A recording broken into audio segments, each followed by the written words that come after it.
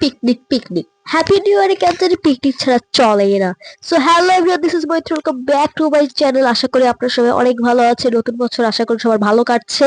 আমারও মোটামুটি আর কি চলছে। নতুন বছর একটু চাপের ভিতরেই আছি কয়েকদিন ধরে, যেহেতু নতুন আর কি জীবন শুরু করতে যাচ্ছি। এই জীবন সেই জীবন না, এই জীবন হচ্ছে পড়াশোনার জীবন। সো এবার যেহেতু আমাদের সাবজেক্ট আর কি একটু আইসোলেট আছে, সে তো আমি অনেক টেনশনে আছি। যা হোক, ওগুলো বাদ দিই। এটা ছিল আর কি হ্যাপি নিউ ইয়ারের আর কি ভিডিও। সো দেখতে পাচ্ছেন আমরা যেখানে লাস্ট ভিডিও দেখতে পারবেন যে আপনারা যেখানে আমরা বারবিকিউ করেছি সেই জায়গাতেই চলে এসেছি পিকনিক করতে।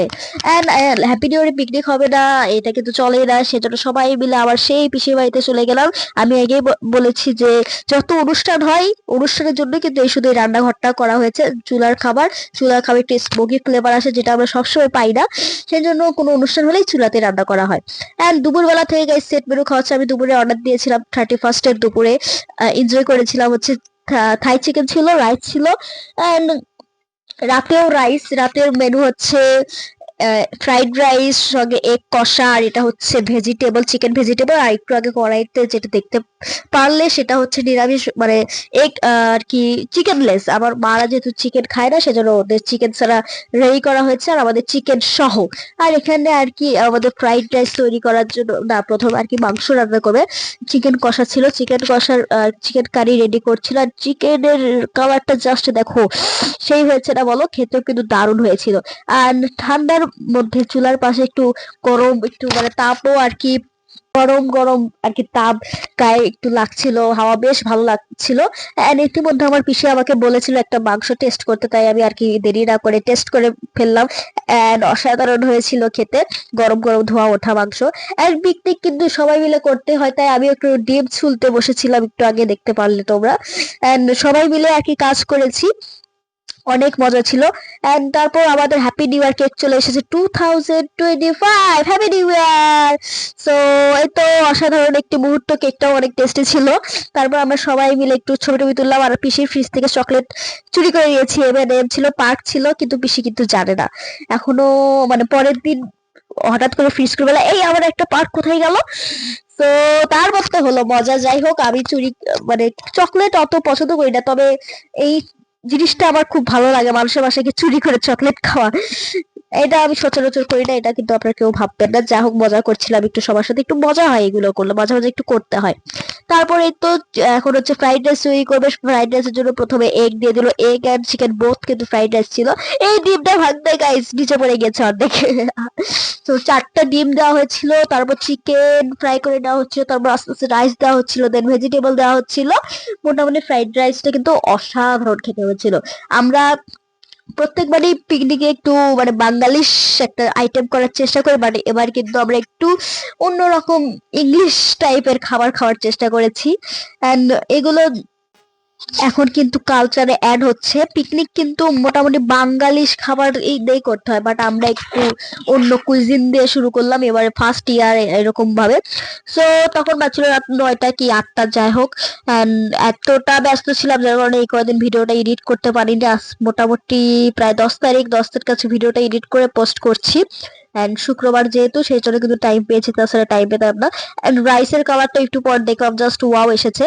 এন্ড দুপুর থেকেই রাইস চিকেন খেতে খেতে, ওই দিন দুপুরে খেয়েছি, রাতে খেয়েছি, পরের দিন সকাল দুপুর রাত 3 বেলা খেয়েছি। মানে বুঝতে পারো যে 1st জানুয়ারি আর 31st ডিসেম্বর 2 দিন আমার শুধু রাইস খেতে খেতেই গিয়েছে। তারপর সবাই মিলে একটু ছবি টবি তুললাম হ্যাপি নিউ ইয়ারের।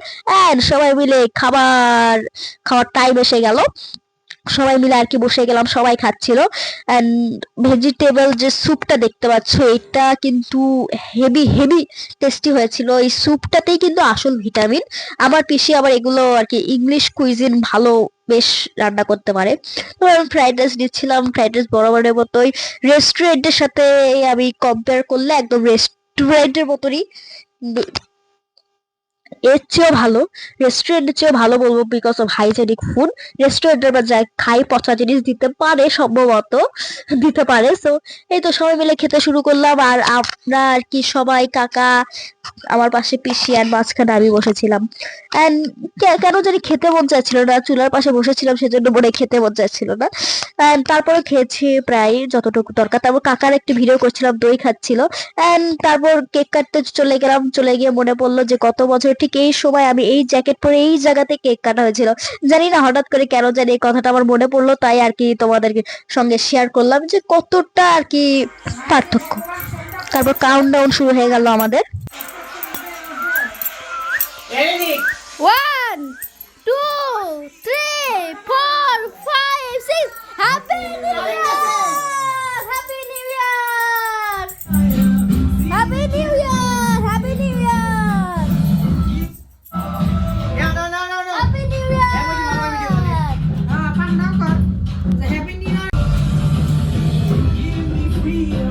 দেন আমাদের হ্যাপি নিউ ইয়ার কেক কাটিং শুরু হয়ে গেল, ক্যান্ডেল জ্বালানো হচ্ছে। এন্ড কেক কাটিং এর সময় মানে আগে যখন 12টা 1 বাজে আমি উল্টা করে কাউন্টডাউন করেছি, মানে 5 4 3 এভাবে কাউন্টডাউন করতে হয়, বাট এক্সাইটমেন্ট আমি 1 2 3 4 5 6 বলে দিয়েছি। হ্যাপি নিউ ইয়ার।